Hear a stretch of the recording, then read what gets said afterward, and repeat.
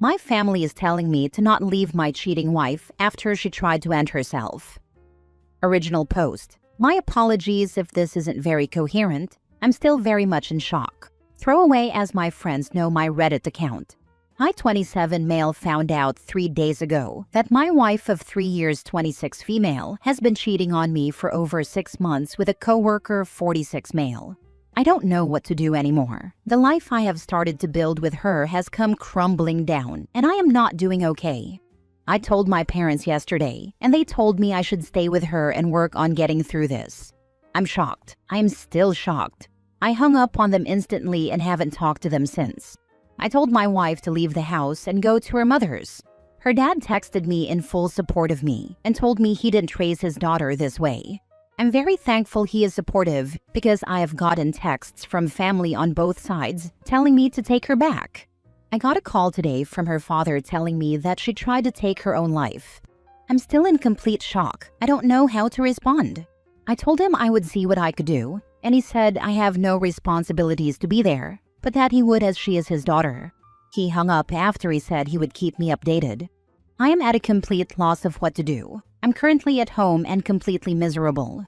The person I loved most in life has broken me and now tried to end herself. I have no idea how to proceed. I haven't contacted or gotten anything related to a divorce going and would have to look into that.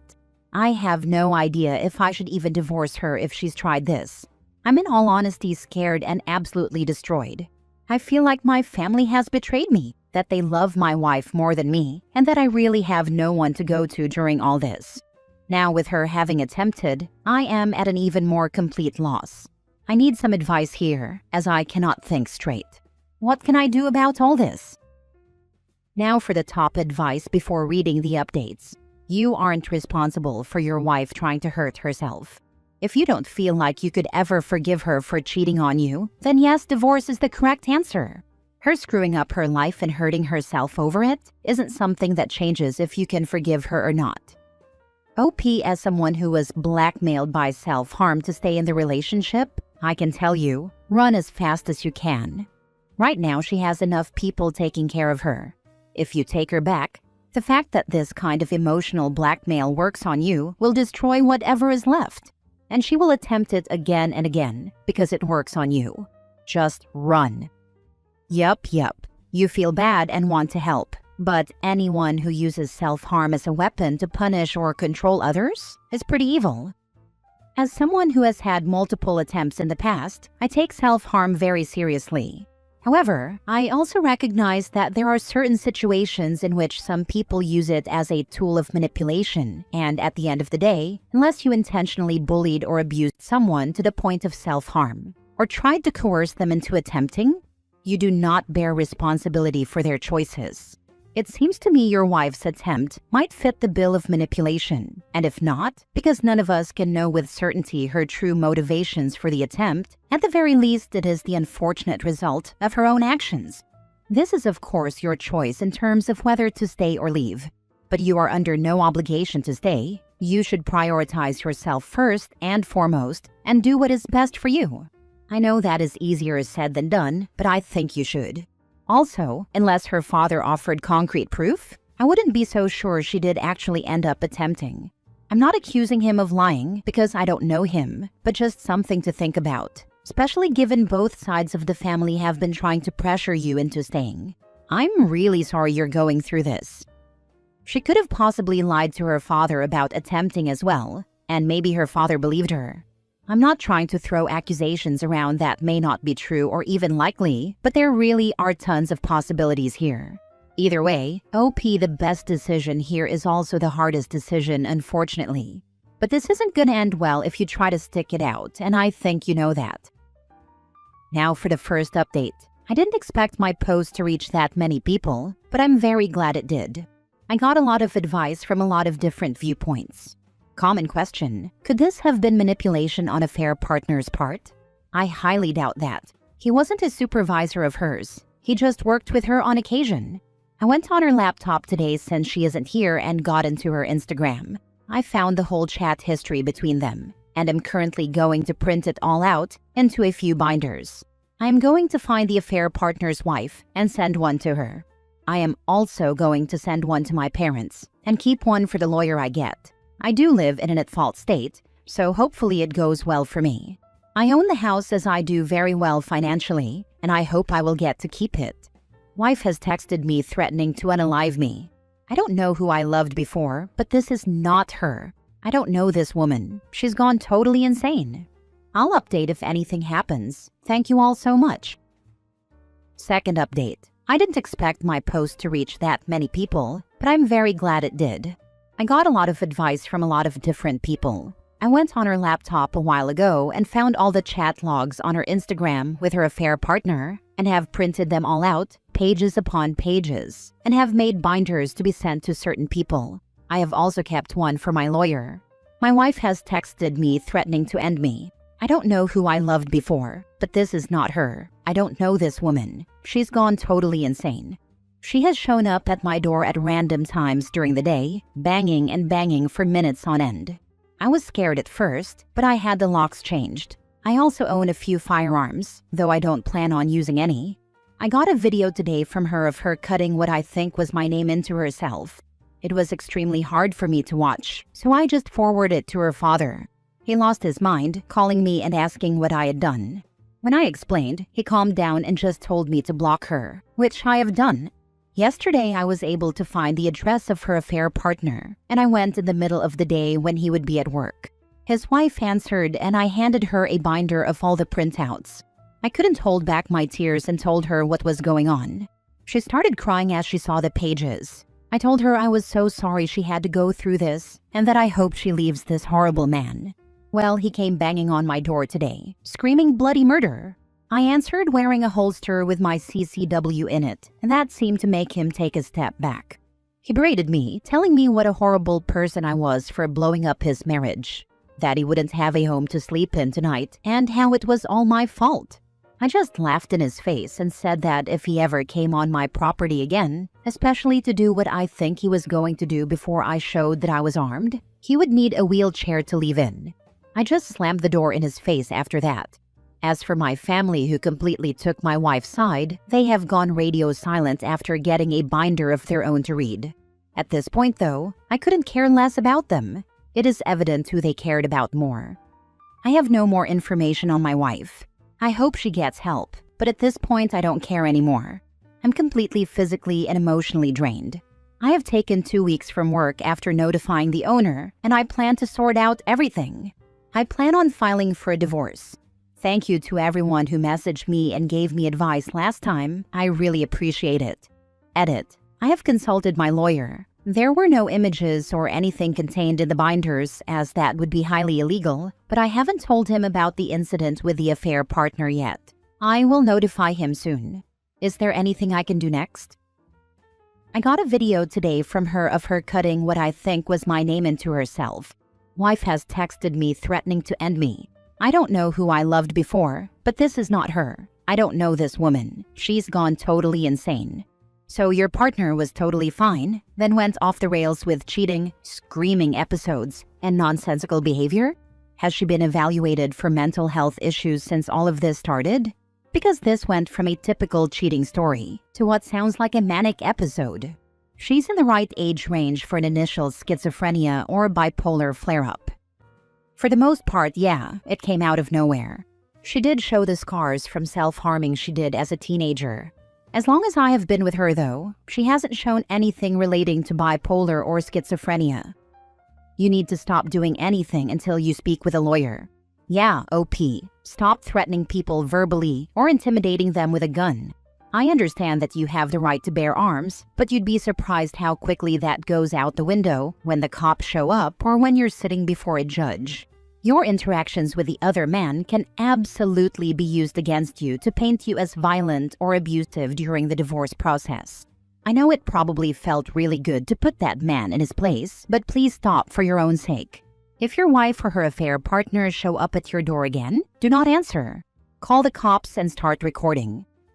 I won't anymore. I think I just got caught up in all of it. I plan on keeping them all locked away until this is all over. Make sure you talk to some of your neighbors to observe when one of them comes to your house. This will also help to show that they are not leaving you alone. Cameras are also good, even a doorbell cam. It's good that your family has gone radio silent. You don't need people who aren't fully on your side. If you have any close friends on your side, talk to them when you need to vent. Outside of counseling, you will need other outlets. Good luck, OP.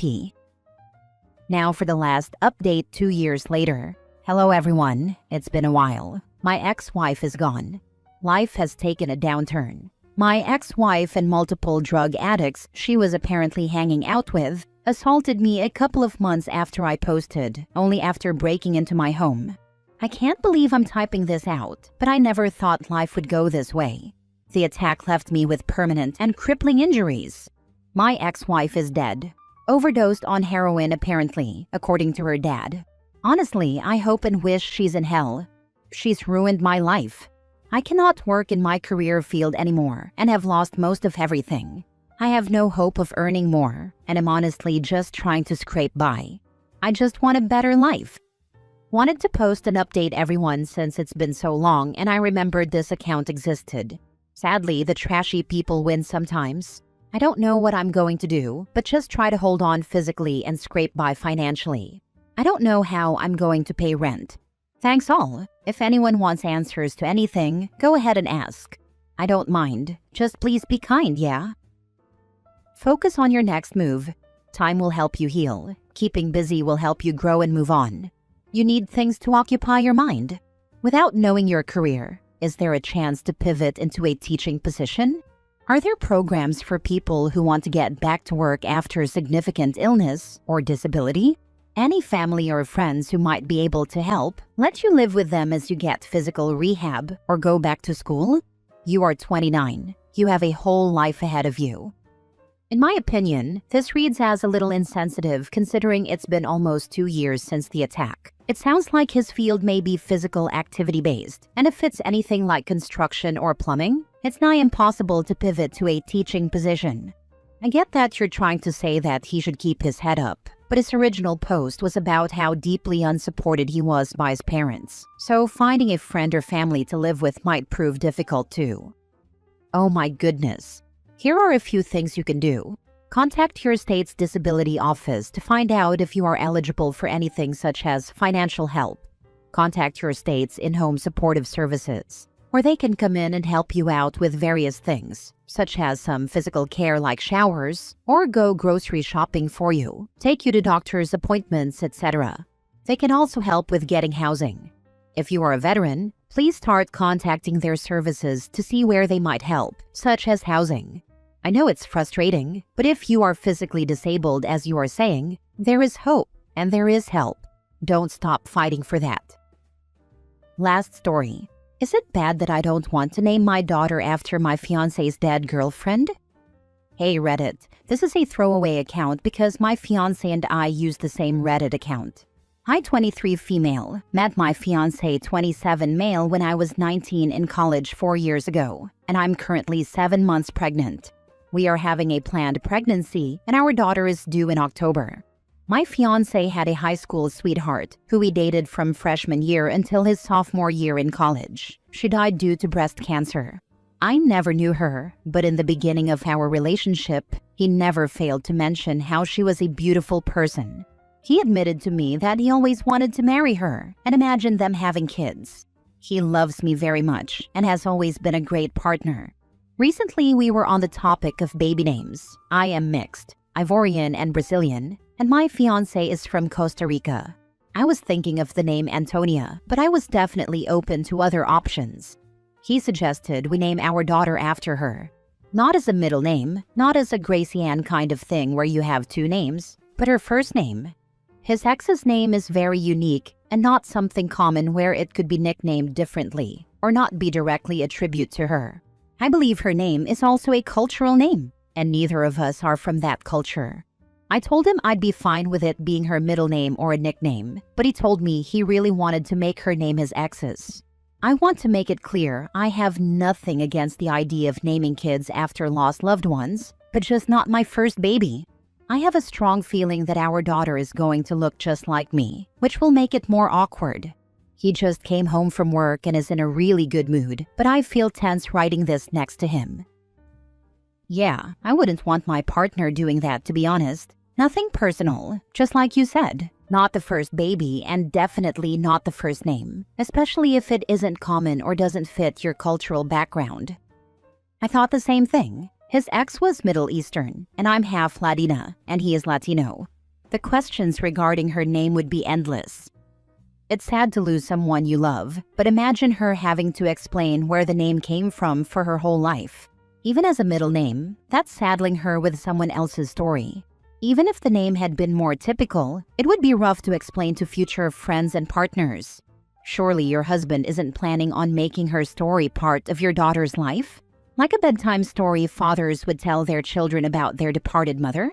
If he wants to bring up his departed loved one forever, he certainly can. But his late girlfriend has no connection with your daughter. Absolutely not. Not even a middle name. How the heck is your daughter going to feel when she finds out she was named after her father's dead girlfriend? She will rightfully assume her father wishes he ended up with this other woman, which would mean your daughter wouldn't even exist. Do not make your daughter publicly carry her father's grief for the rest of her life. I would be rethinking the relationship if my partner was obtuse enough to even suggest it.